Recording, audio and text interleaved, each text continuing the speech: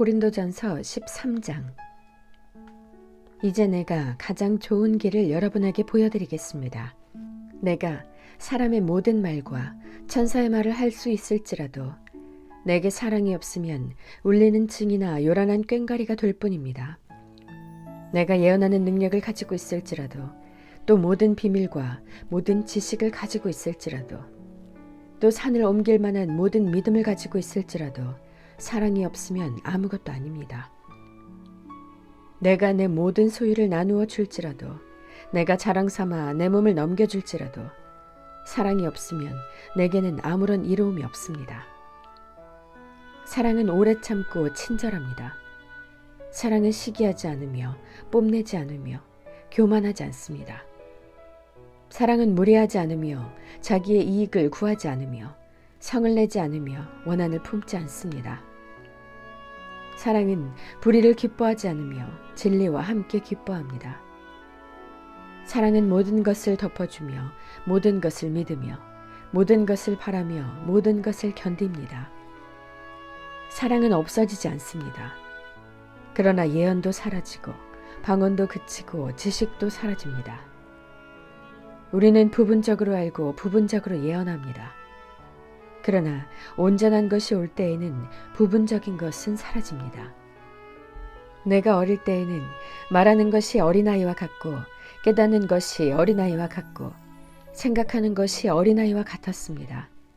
그러나 어른이 되어서는 어린아이의 일을 버렸습니다. 지금은 우리가 거울로 영상을 보듯이 희미하게 보지만은 그때에는 얼굴과 얼굴을 마주하여 볼 것입니다. 지금은 내가 부분밖에 알지 못하지만은 그때에는 하나님께서 나를 아신 것과 같이 내가 온전히 알게 될 것입니다. 그러므로 믿음, 소망, 사랑, 이 세 가지는 항상 있을 것인데 그 가운데서 으뜸은 사랑입니다. 14장.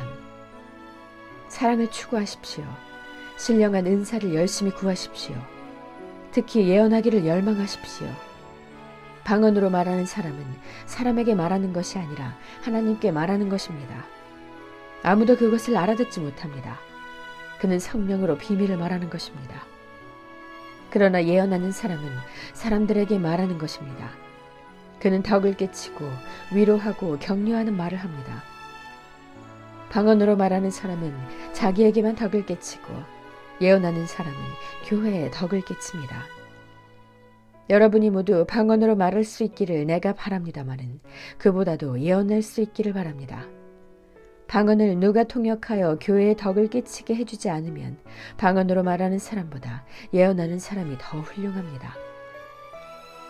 형제 자매 여러분, 내가 여러분에게로 가서 방언으로 말하고 계시나 지식이나 예언이나 가르침을 전하는 방식으로 말하지 않는다면 여러분에게 무슨 유익이 되겠습니까? 필이나 검은고와 같이 생명이 없는 악기도 각각 음색이 다른 소리를 내지 않으면 피레를 부는 것인지 수금을 타는 것인지 어떻게 알 수 있겠습니까?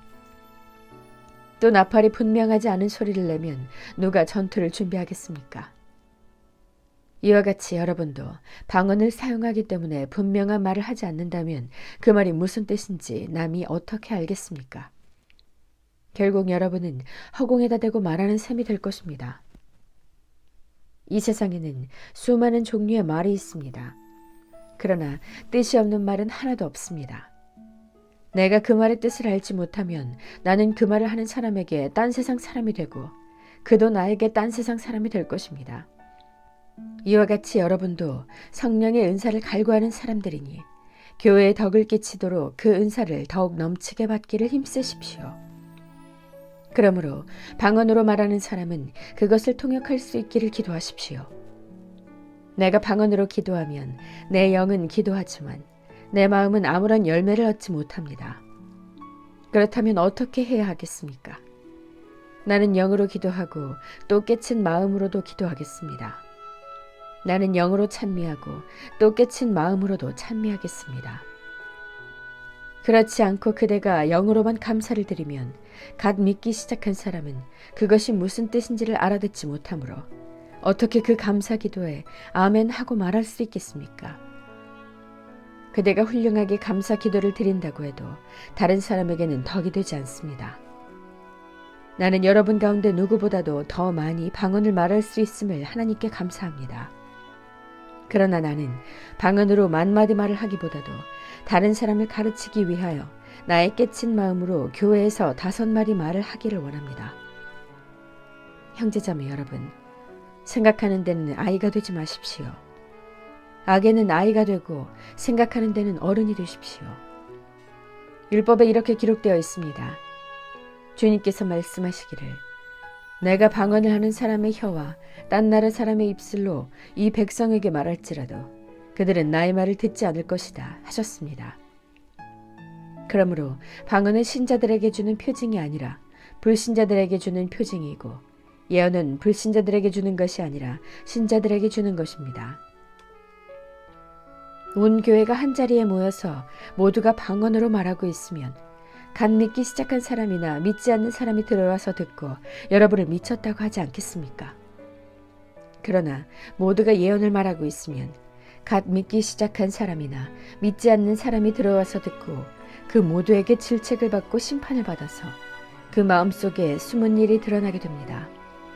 그래서 그는 엎드려서 하나님께 경배하면서 참으로 하나님께서 여러분 가운데 계십니다 하고 환히 말할 것입니다. 그러면 형제자매 여러분, 어떻게 해야 하겠습니까? 여러분이 함께 모이는 자리에는 찬송하는 사람도 있고 가르치는 사람도 있고 하나님의 계시를 말하는 사람도 있고 방언으로 말하는 사람도 있고 통역하는 사람도 있습니다. 모든 일을 남에게 덕이 되게 하십시오. 누가 방언으로 말할 때에는 둘 또는 많아야 셋이서 말하되 차례로 말하고 한 사람은 통역을 하십시오. 통역할 사람이 없거든 교회에서는 침묵하고 자기에게와 하나님께 말하십시오. 예언하는 사람은 둘이나 셋이서 말하고 다른 이들은 그것을 분별하십시오. 그러나 앉아있는 다른 사람에게 계시가 내리거든 먼저 말하던 사람은 잠잠하십시오. 여러분은 모두 한 사람씩 예언을 할 수 있습니다. 그래야 모두가 배우고 권면을 받게 됩니다. 예언하는 사람의 영은 예언하는 사람에게 통제를 받습니다. 하나님은 무질서의 하나님이 아니라 평화의 하나님이십니다.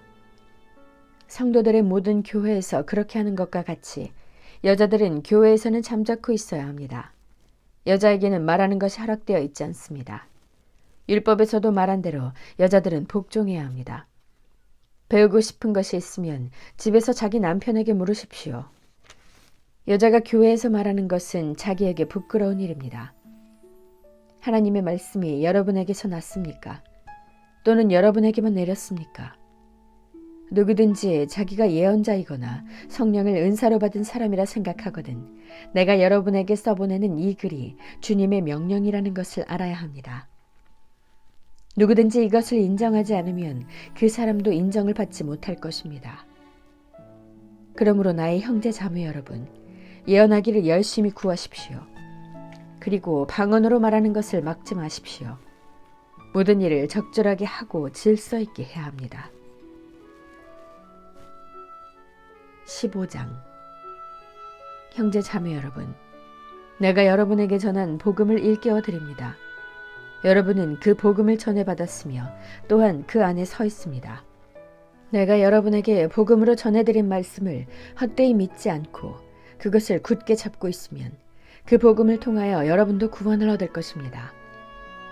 나도 전해받은 중요한 것을 여러분에게 전해드렸습니다. 그것은 곧 그리스도께서 성경대로 우리 죄를 위하여 죽으셨다는 것과 무덤에 묻히셨다는 것과 성경대로 사흔날에 살아나셨다는 것과 게바에게 나타나시고 다음에 12 제자에게 나타나셨다고 하는 것입니다. 그 후에 그리스도께서는 한 번에 500명이 넘는 형제 자매들에게 나타나셨는데 그 가운데 더러는 세상을 떠났지만 대다수는 지금도 살아있습니다. 다음에 야고보에게 나타나시고 그 다음에 모든 사도들에게 나타나셨습니다. 그런데 맨 나중에 다리 차지 못하여 난 자와 같은 나에게도 나타나셨습니다. 나는 사도들 가운데서 가장 작은 사도입니다. 나는 사도라고 불릴 만한 자격도 없습니다. 그것은 내가 하나님의 교회를 박해했기 때문입니다. 그러나 나는 하나님의 은혜로 오늘의 내가 되었습니다. 나에게 베풀어 주신 하나님의 은혜는 헛되지 않았습니다. 나는 사도들 가운데 어느 누구보다도 더 열심히 일하였습니다. 그러나 이렇게 한 것은 내가 아니라 나와 함께 하신 하나님의 은혜입니다. 그러므로 나나 그들이나 할 것 없이 우리는 이렇게 전파하고 있으며 여러분은 이렇게 믿었습니다. 그리스도께서 죽은 사람 가운데서 살아나셨다고 우리가 전파하는데 어찌하여 여러분 가운데 더러는 죽은 사람의 부활이 없다고 말합니까? 죽은 사람의 부활이 없다면 그리스도께서도 살아나지 못하셨을 것입니다. 그리스도께서 살아나지 않으셨다면 우리의 선포도 헛되고 여러분의 믿음도 헛될 것입니다. 우리는 또한 하나님을 거짓되이 증언하는 자로 판명될 것입니다.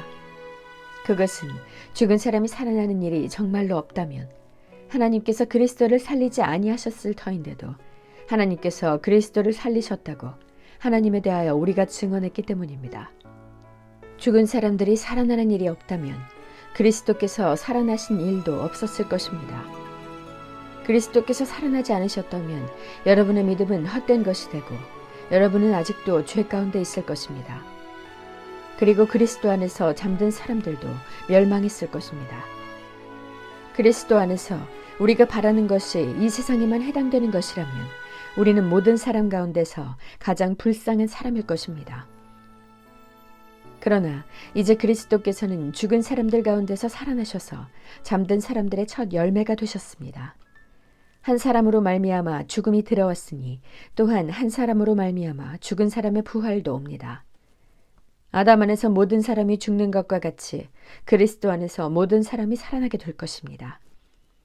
그러나 각각 제 차례대로 그렇게 될 것입니다. 첫째는 첫 열매이신 그리스도요.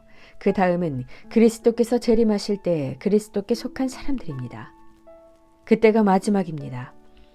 그때 그리스도께서 모든 통치와 모든 권위와 모든 권력을 폐하시고 그 나라를 하나님 아버지께 넘겨드리실 것입니다. 하나님께서 모든 원수를 그리스도의 발 아래에 두실 때까지 그리스도께서 다스리셔야 합니다. 맨 마지막으로 멸망받을 원수는 죽음입니다. 성경에 이르기를 하나님께서 모든 것을 그의 발 아래에 굴복시키셨다 하였습니다.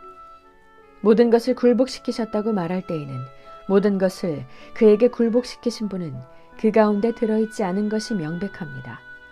그러나 모든 것이 하나님께 굴복당할 때에는 아들까지도 모든 것을 자기에게 굴복시키신 분에게 굴복하실 것입니다. 그래서 하나님은 만유의 주님이 되실 것입니다. 죽은 사람들이 살아나지 않는다면 죽은 사람들을 위해서 세례를 받은 사람들은 무엇하려고 그런 일을 합니까? 죽은 사람이 정말로 살아나지 않는다면 무엇 때문에 그들은 죽은 사람들을 위하여 세례를 받습니까? 그리고 또 우리는 무엇 때문에 시시각각으로 위험을 무릅쓰고 있습니까? 형제 자매 여러분, 나는 감히 단언합니다. 나는 날마다 죽습니다. 이것은 우리 주 예수 그리스도께서 여러분에게 하신 그 일로 내가 여러분을 자랑스럽게 여기는 것만큼이나 확실한 것입니다. 내가 에베소에서 맹수와 싸웠다고 하더라도 인간적인 동기에서 한 것이라면 그것이 나에게 무슨 유익이 되겠습니까? 만일 죽은 사람이 살아나지 못한다면 내일이면 죽을 터이니 먹고 마시자 할 것입니다. 속지 마십시오. 나쁜 동무가 좋은 습성을 망칩니다. 똑바로 정신을 차리고 죄를 짓지 마십시오. 여러분을 부끄럽게 하려고 내가 이 말을 합니다만 여러분 가운데서 더러는 하나님을 아는 지식이 없습니다. 그러나 죽은 사람이 어떻게 살아나며 그들은 어떤 몸으로 옵니까? 하고 묻는 사람이 있을 것입니다. 어리석은 사람이여, 그대가 뿌리는 씨는 죽지 않고서는 살아나지 못합니다. 그리고 그대가 뿌리는 것은 장차 생겨날 몸 그 자체가 아닙니다. 밀이든지 그 밖에 어떤 곡식이든지 다만 씨앗을 뿌리는 것입니다. 그러나 하나님께서는 원하시는 대로 그 씨앗에 몸을 주시고 그 하나하나의 씨앗에 각기 고유한 몸을 주십니다. 모든 살이 똑같은 살은 아닙니다. 사람의 살도 있고 짐승의 살도 있고 새의 살도 있고 물고기의 살도 있습니다. 하늘에 속한 몸도 있고 땅에 속한 몸도 있습니다. 하늘에 속한 몸들의 영광과 땅에 속한 몸들의 영광이 저마다 다릅니다. 해의 영광이 다르고 달의 영광이 다르고 별들의 영광이 다릅니다. 별마다 영광이 다릅니다. 죽은 사람의 부활도 이와 같습니다.